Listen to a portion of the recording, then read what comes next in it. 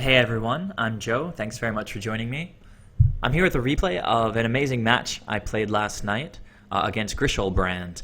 The opponent was a really nice, really funny guy, and we both had a great time, and I hope you enjoy the replay as much as I enjoyed the match. Looking at the opening hands, the opponent has 3 lands, Tormenting Voice, which is great because it'll allow him to get this Grishoalbrand into the graveyard. Night's Whisper will draw some more cards, and Through the Breach will get some big creature onto the battlefield in the event that the opponent doesn't draw into a Goryo's Vengeance for this Grishoalbrand, who almost certainly is going to end up in the graveyard pretty soon through this Tormenting Voice. On my side of the table, much less obvious keep. I'm on the play, I won the die roll, so I have to really like this hand or think he can go places in order to keep it. And 3 lands, 3 creatures, and AEther Vial is usually pretty great. Unfortunately, the creatures are not the best. 2 Cursecatchers and a Harbinger. 1 Cursecatcher is okay. 2 would be better with like an Island Walk Lord. I don't know what I'm up against. If it's a creature deck, Harbinger is pretty good. If it's a spell deck, Cursecatcher is pretty good. Very difficult hand to know, whether to mulligan or not. Very 50-50-ish. So I did decide to keep it, and as it was, Harbinger is, not inconsequential because he can bounce Grishoalbrand, and Cursecatchers are pretty great for slowing down things like Through the Breach. Okay, so as I said, I won the die roll. I opened with Island into AEther Vial. The opponent draws another Tormenting Voice. Pretty decent. They're going to open with one of these temples so they can scry.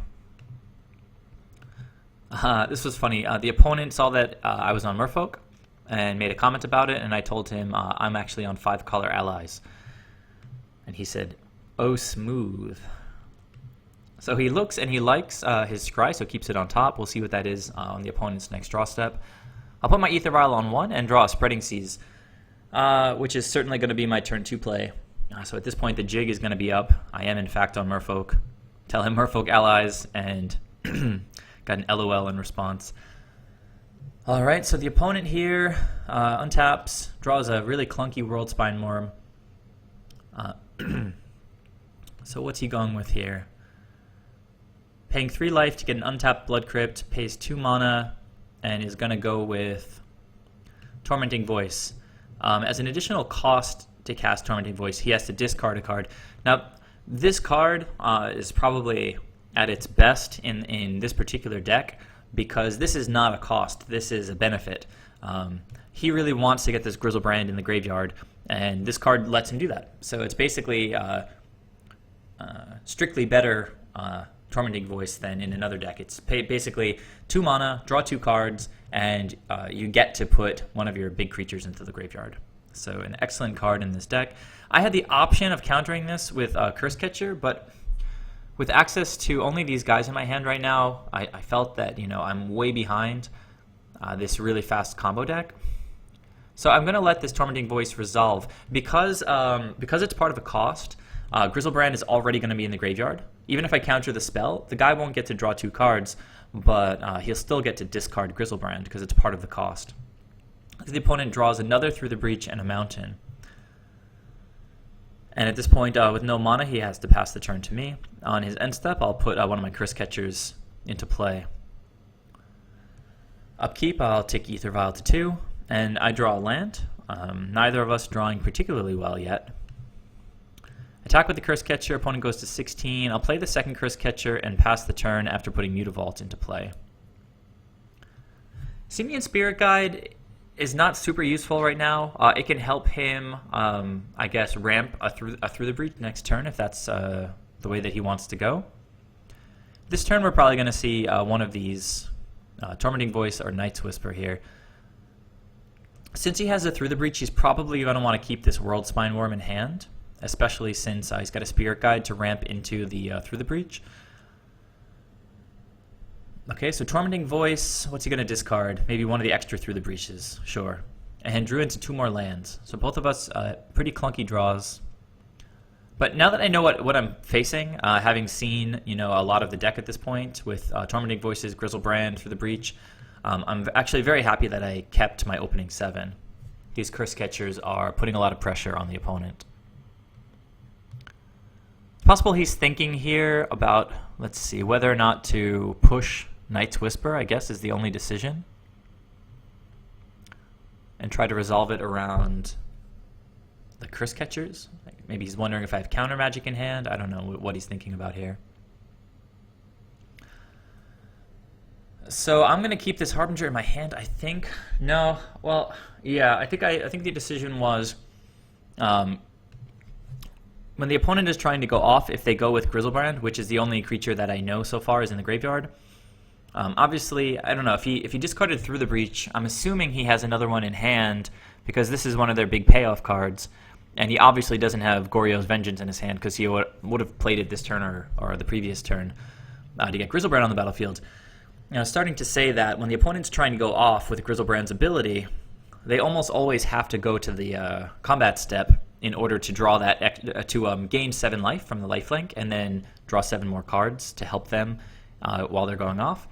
And AEther Vial with Harbinger, or 4 lands with Harbinger, is a nice way to break that up. I drew a Silvergill for the turn, which is pretty tricky because I have to decide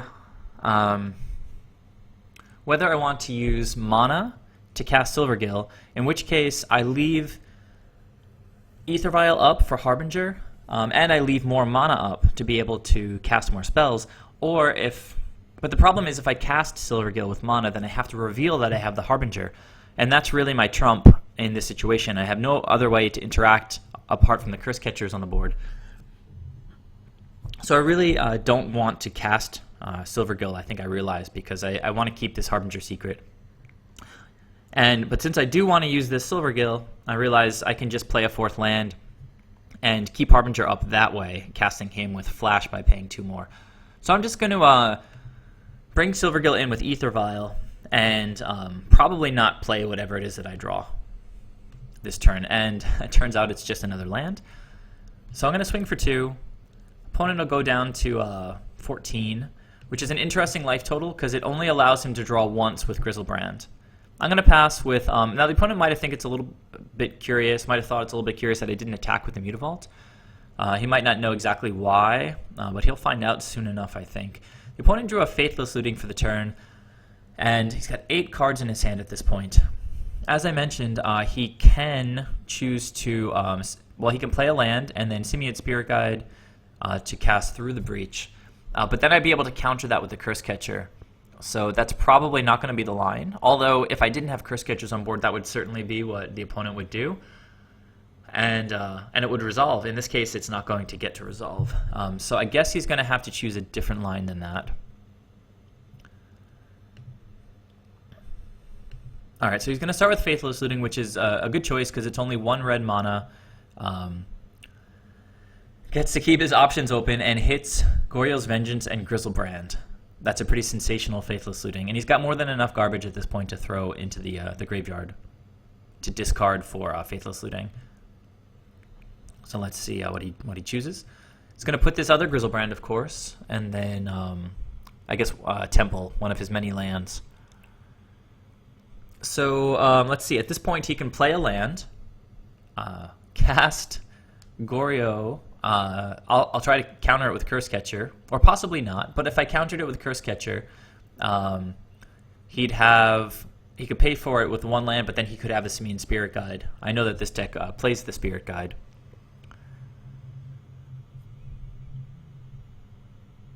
Okay, so here's the Goryo's Vengeance, and I didn't sort of snap respond with sacrificing Cursecatcher. Because, first of all, like I said, I know there's a good chance he has a Simian Spirit Guide in hand, but second, because I know that once they get a Grishoalbrand into play, they're going to want to go to combat, first of all, and I can bounce him with Harbinger. As it stands, he can only activate Grishoalbrand once before attacking, unless he draws into a Nourishing Shoal, in which case he'll gain 11 life and get to continue going off before combat. Another thing to factor in is that, let's assume the opponent brings Grishoalbrand in, can only activate his ability once before he gets bounced with Harbinger. the opponent is going to be at 7 life, and I currently am pretty close to being able to close this out. If I bring in the Harbinger, which is part of the plan this turn, I'll have 8 damage on the board, and I'll be able to take him down from 7. So I'm going to let the Goryo's Vengeance resolve here. It's pretty scary, because they can, depending on what they draw, they're drawing big clumps of cards. Depending on what they draw, they can just win through any of my Cursecatchers or Harbingers. Alright, so here is Grishoalbrand. He's going to start off by activating his ability, losing 7 life, or paying 7 life, I should say, and drawing 7 cards. And it's... I'm so envious that he just gets to draw 7 cards like this. So we see he drew a Nourishing Shoal and another Worldspine Worm, so he's going to be able to just gain some life and continue drawing cards. Won't have to go to combat just yet. Okay, so here is a Nourishing Shoal and Worldspine Worm. At this point, I really don't want the opponent to gain life. It's possible that if I put Harbinger in, next turn I could draw an Island Walk Lord and still have enough damage to win.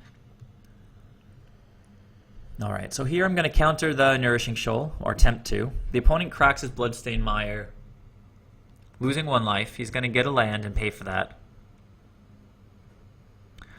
And then I'm going to sacrifice this Cursecatcher to make him pay again. I predicted the Spirit Guide. And here it is, so he's going to be able to pay for that. The thing about Spirit Guides is that they're really important when the opponent's trying to go off, because ultimately they get to a situation like this where they have no mana left, and they need to generate mana with their Spirit Guides, convert that mana with a Monomorphose, usually, into another Goryo's Vengeance, into black mana for Goryo's Vengeance, so that they can reanimate Borborygmos and start throwing lands at me. But this is one of his Simian Spirit Guides. He has to use it to pay for this Nourishing Shoal, so he'll have fewer Simian Spirit Guides to draw into as he continues to use Grishoalbrand's ability. So opponent's going to go from 6 up to 11 because he's going to gain 11 life off of the exiled Worldspine Worm and the resolved Nourishing Shoal. So that puts him at 17 life. Opponent's just taking a little while here. So he goes up to 17. I just make sure he takes his -7. He's going to go down to 10. And let's see what he's drawn here. Any more Simian Spirit Guides? Doesn't look like it. Don't see any Monomorphose. And he's going to pay 7 again and draw 7 more. I don't think we've seen those cards yet, and there they are. All right, so let's pause it here and take a quick look. So it looks like he only drew 1 Simian Spirit Guide. Let's take another quick glance. Looking. No more Spirit Guides, I think. He does have Borborygmos. Faithless Looting will let him throw away the Borborygmos and possibly draw into... Like say he used a Simian Spirit Guide to get rid of Faithless Looting. Sorry, to cast Faithless Looting. He could then pitch Borborygmos and I guess another Grishoalbrand, who's hiding over there somewhere, I think. But then, at that point, he'd have no more mana, and I think he'd kind of be stuck. So he'd probably go to the attack step. All right, I don't think he has anything that he can do this turn right now, looking at his hand. So let's see what happens here. Okay, it looks like he's going to attacks. This is what I've been waiting for. And I am going to, at this point, play the Harbinger. I'm just asking if the opponent has a Pact of Negation or something, because I know they do play that. I think it might just come out of the sideboard. So he doesn't have any Pact of Negation, I don't think. So, all right, let's take a quick look again. He, that turn, basically tapped out to get Grishoalbrand back. He exiled Worldspine Worm and Nourishing Shoal to go up to like 17 life, keep activating Grishoalbrand's ability to draw cards. He hit important cards like Goryo's Vengeance and Borborygmos, but you still need mana in order to get these things rolling. You need 2 mana for this, including black, and 1 mana for this in order to pitch the Borborygmos. That's why these Spirit Guides are so important, and it's why the Cursecatchers were able to really contribute so effectively in that game. So very, very interesting game 1. Harbinger of the Tides showing his worth. Let's go ahead to the second game. See how that one went. Now the fast combo deck is going to be on the play, which is always extra frightening. I was on the play last game. Let's look at the opening hands. 2 mana, including a negate. So that is almost a definite keep, I guess. We have a bunch of creatures also, including another Harbinger of the Tides. An AEther Vial would be nice, but can't always have everything we want. I'm going to keep this. Let's look at the opponent's side. He's going to be on the play, and with only 1 mountain, well, he does have Faithless Looting, so he's going to get to dig 2 cards deeper. He's going to be able, on turn 1, to discard a Grishoalbrand, and he has Anger of the Gods to slow me down, and Worldspine Worm to pitch to Nourishing Shoal. In the event that I do get a fast clock going, he's going to be able, at instant speed, to shoot up 11 more life. So maybe that is an easy keep for the opponent. Okay, well, he keeps, and I keep. Here's our Faithless Looting. Man, he hits a Grishoalbrand and a Through the Breach. That's intense. He pitches a Grishoalbrand and possibly another Worldspine Worm. What did he... No, I guess he had 2 Grishoalbrands to put in the graveyard. Let's keep this open since it's so relevant. Okay, so 2 Grishoalbrands in the graveyard already, and he drew a Through the Breach. Very strong. Okay, for my turn, I draw an island, which is very nice because at 2 mana, this hand is going to be really choked up. And he hits his second land. Things going very well for the opponent so far. Being able to ditch those Grishoalbrands, hit a Through the Breach off the scry, hitting a second red source to contribute to Anger of the Gods. Okay, for my turn, I hit another Island Walk Lord, which is pretty clunky. With these Grishoalbrands in the graveyard and with Negate in hand, I knew immediately what I was going to be doing this turn. I was going to be passing with 2 mana up. Now, I'm afraid specifically of Goryo's Vengeance. It's possible he didn't play it on turn 2 because he had an Enters the Battlefield tapped land. He didn't have an opportunity to try to resolve the Goryo's Vengeance that turn, but it's very possible he has it in his hand. And there's no way I'm just going to play like a Silvergill and pass the turn and lose to the opponent playing his combo spell. Unfortunately, we see the opponent doesn't have it in hand. He's going to go with Night's Whisper. Now, I cannot continue to pass the turn with 2 mana up every turn without an AEther Vial. So I pretty much have to use my Negate here, prevent the opponent from digging any further. So I do use the Negate, not the highest value spell to have to use my single counter spell on. But as I said, my tempo dictates that I can't pass the turn with mana up all the time like that. So Silvergill Adept, revealing Cursecatcher.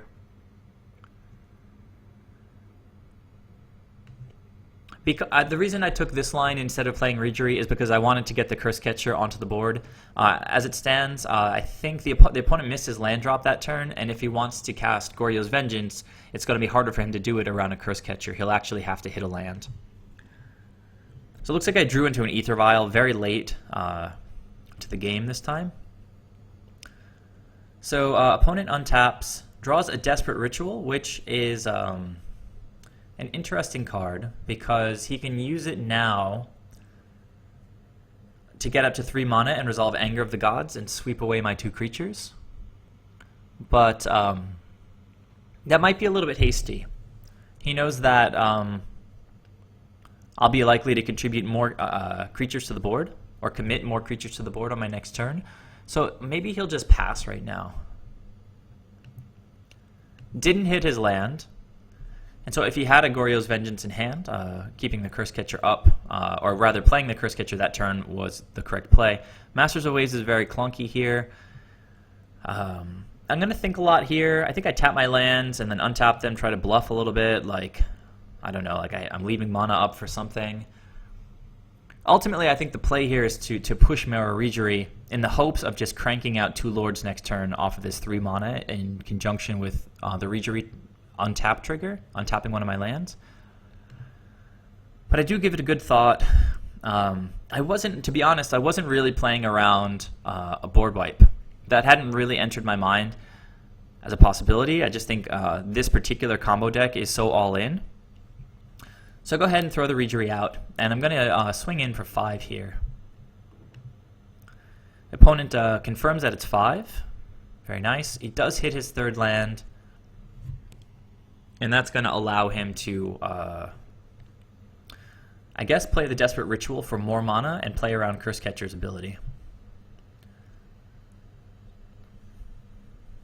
And I'm pretty sure that's the line he took, and I was pleased to have an opponent who had the presence of mind to play around Cursecatcher.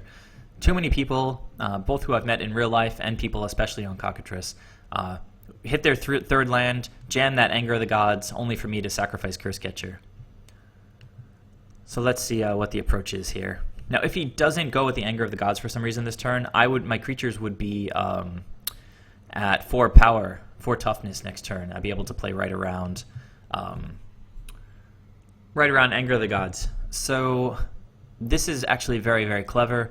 The opponent is going to be able to... Okay, so what he's doing, he's casting Nourishing Shoal, exiling Worldspine Worm. He was going to do that at some point anyway. But this card, Desperate Ritual, has a neat ability that I don't think everybody, at least... I don't think most people in Modern really understand what this Splice onto Arcane does. For 2 mana, as you're casting an Arcane spell, which Nourishing Shoal happens to be, for 2 mana, this is an ability. You can splice this onto an Arcane spell, which means as you're casting an Arcane spell, again, in this case, it's the Nourishing Shoal, as you're casting an Arcane spell, you can basically, you can pay its Splice cost. If you do, add this card's effect, which is add 3 red mana, add this card's effect to that spell. So he's paying 2 mana to add this text onto the Nourishing Shoal. He's not actually casting this card, he's splicing its ability onto the Nourishing Shoal.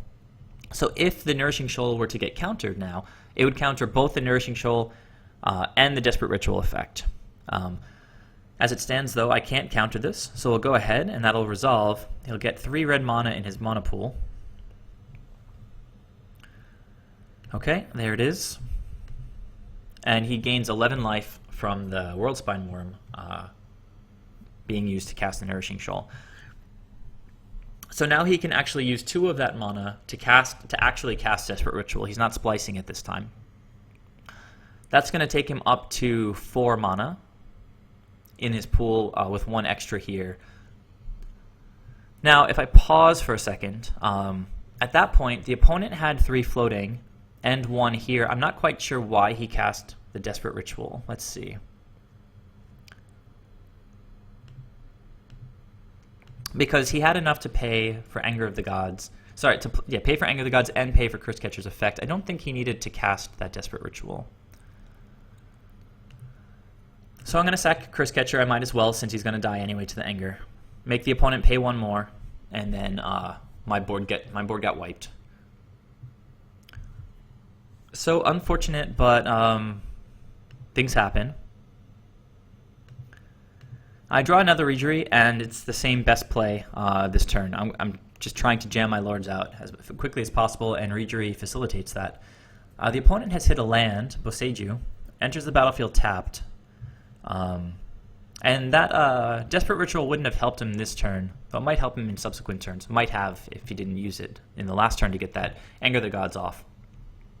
So I hit a land, which gives me the possibility of playing out Lord, and Harbinger. But then again, Harbinger is really important because we saw the work that he can do in the first game. So certainly going to put the Lords out. Here's the first one. Untap a land. Nothing else to tap or untap. Play a second one. Untap a land. And at this point, I'll just swing for 4. The opponent goes all the way down from 26 to 22. And I'll just put AEther Vial out and pass the turn. Harbinger too valuable to just play out right now as a vanilla guy, vanilla 2/2 Merfolk. All right, the opponent has hit a land, so he's going to be able to cast through the breach using Boseiju and get Worldspine Worm out onto the battlefield, I think. So fast forwarding, the opponent's wondering if I have a counterspell. I think at this point, he thinks that this play wins the game. But with Master of Waves and Harbinger of the Tides in my hand, and being at 20 life, through the breach, getting Worldspine Worm out onto the battlefield is not actually an instant win. These guys are already 4/4s. So when this guy splits up into 3/5/5 trample baby worms,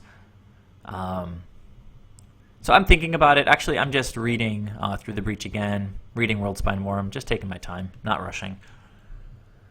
So I just bluffed the counterspell just to mess with him. We've been having a pretty fun match so far. So I'm going to take 15. Now the opponent's surprised that I didn't have the Vapor Snag. So Worldspine Worm, he gets sacrificed, gets shuffled back into his library, and upon dying, gets 3 baby 5/5 trample worms. Pretty scary, but I have plenty of choices in my hand. Drew a Silvergill. Okay, so this draw makes things even a little bit more interesting. As it stood, I had 2 lines. Play the Master of Waves, maybe tap one of his worms if I wanted to attack, but I don't think I would have attacked this turn anyway if I play Master of Waves, just because I'll have such overkill with all of the tokens next turn, and I'm going to need to use some of the tokens at least to absorb damage from these worms. Now, if I play a Silvergill out, I can untap one of my lands with Reejerey, meaning that I have a lot of live draws. Off of Silvergill, if I hit a land, it gives me 4 untapped lands, and I can run Master of Waves out and have 1 additional Devotion off of the Silvergill that I played. That's if I hit a land off of Silvergill. If I hit, let's say, another Harbinger, then, let's see. Well, that would be interesting, but not amazing, because I'd only have 3 lands untapped, and if I pay tap 2 of my lands to cast this Harbinger, it would almost certainly be to tap and bounce one of his worm tokens. But if I drew an Island Walk Lord, for example, I could play the Silvergill, untap one of my lands, play the Island Walk Lord, untap another one of my lands, and then play a Harbinger, tap and bounce a worm. And then I'm sitting pretty, because all of my lords would be 5/5s, Harbinger would be a 6/6, Silvergill Adept would be a 5/4. So I'm going to start with Silvergill because basically everything that I could draw off of him would be pretty live, unless I hit, I guess, Dismember is decent because it trades 4 life for a 5/5 worm. Spreading Seas would be okay, but not amazing, because, again, I'd only have 3 lands available. If I cast Harbinger to tap and bounce a worm, I don't have 2 mana to cast Spreading Seas, but pretty much any Merfolk is good. Reejerey would be good. Anything to make these lords from 4/4s into 5/5s would be good. And even lands are great draws, because then I can cast Master of Waves. So, thought quite a lot about it, and ultimately went with the Silvergill. I think revealing Master of Waves, probably. And I revealed Harbinger. Because let's see, so I hit the land, and I think at that point I was expecting to probably cast a Harbinger, which is why I revealed him. But that 4th land is going to make me much more likely to just cast Master of Waves. So knowing that I'm not going to attack this turn, I just untap one of my lands, maybe representing Vapor Snag, which I didn't have last turn, or maybe Spell Pierce or something, but the opponent has 5 lands. So not really thinking that I'm bluffing anything here, but with nothing else really relevant to untap, I just untap a land, get that value off the Reejerey. So my devotion at this point is 1, 2, 3, 4, 5, 6, 7, for an additional 7 toughness to soak up some of these Worm's power. So I pass the turn to the opponent, and they draw a Night's Whisper, which will let them see more cards. Okay, he's going to pay 2 life for that, going down to 18. And he drew Through the Breach and Simian Spirit Guide, which is so close. But I guess, no, I'm sorry. He doesn't even have a big creature to put into play, so Through the Breach is pretty dead at this point. Simian Spirit Guide, though, he could cast as a 2/2, though I don't know that it would actually have any effect. Opponent pays 3 mana here. Oh, and he's going to Faithless loot out of his graveyard with Flashback. So draws 2 cards, hits Grishoalbrand, of course, pitches the Grishoalbrand and Through the Breach, keeps Anger the Gods, which is pretty useless at this point because all of my creatures have 4 toughness, except for the elementals. And I guess it's beside the point because he's all tapped out, and he's certainly not going to get another turn one way or another. All right, so he's going to this attack now, and it's very exciting. All right, so what do we do when the opponent attacks with 3 5/5s with trample, given my board state? I'm going to go ahead and close the graveyard here just because it's not going to be relevant anymore. So very simply, let's see. If I put a Master in front of one of them, the Master of Waves, he's a 5/4 currently. Worm would trample over for 1 damage. Then if I put 4 more elementals in front of another one, I would take 1 more trample damage. And if I put the other 3 here in front of that one, I'll take 2 damage off of that, taking 1, 1, and 2, putting me down to exactly 1 life. So I could take care of all of these worms with just Master of Waves and his tokens. That would leave 4, 4, 4, and 5 for 17 damage. With the opponent at 16, that would be pretty good. Another way to do it would be just to put Silvergill in front of one. He's a 5/4, just like Master of Waves. And then do the same thing with the elementals. And the Silvergill is a little bit less valuable than the Master of Waves, since this guy can buff future elemental tokens and Mutavaults. Although, sort of 6 half a dozen at this point, since this is sort of make or break time. So just rearrange my board, get a good handle on exactly what I've got to work with here. It's just amazing to me how close the margins are, given the magnitude of the plays, right? The opponent he had a 15/15 trample creature that put me down to 5. Now he has 3 5/5 tramplers. I played a single 4-drop that gave me 14 power on top of his own 4 power, 18 power for 4 mana, to allow me to line up in some way against these insane big green creatures. So starting to organize blocks a little bit. Making piles, the opponent checks the power and toughness of the elementals. And I think this is how it went down. Took 1 over Silvergill, took 1 over these elementals, and took 2 over these elementals. I mean, if these guys were 6/6s, I think I would be in a much worse situation, right? I was at just enough life, at 5 life, to go down to 1 and still have enough power on the board to kill the opponent next turn. So took those guys down. The opponent said Simian, Spirit Guide, and Bolts for the win, but he had Simian, Spirit Guide, and Anger of the Gods. I doubt that they play Bolts even out of the sideboard. At this point, the opponent's just going to check that I do in fact have lethal. And I just indicate with my creatures that I have 4, 8, 12, and 17, taking the opponent just past lethal. So really, really sensational match. One of the best I've played in a long time. I was fortunate enough to have such a positive opponent. I can't say how much I value, upbeat, polite, reasonable people as opponents in games of Magic. Way too often you have just people that are trying too hard, not really trying to connect in any way with other people, just jamming their latest brew. If it wins, then they quit and go play another match. If they lose, they just rage quit.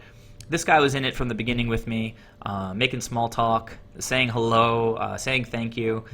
I try to do this all the time, so guys, please, if you take anything away from my videos, please take away that part, the sort of humane part of Magic. Try to be a good person. Try to make friends, right? It's not just about the cards. It's not just about you.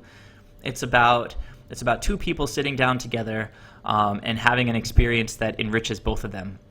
So again, I really hope you enjoyed it. Please share any comments you might have. Let me know what you think about this matchup. Let me know what you think about sideboard strategies.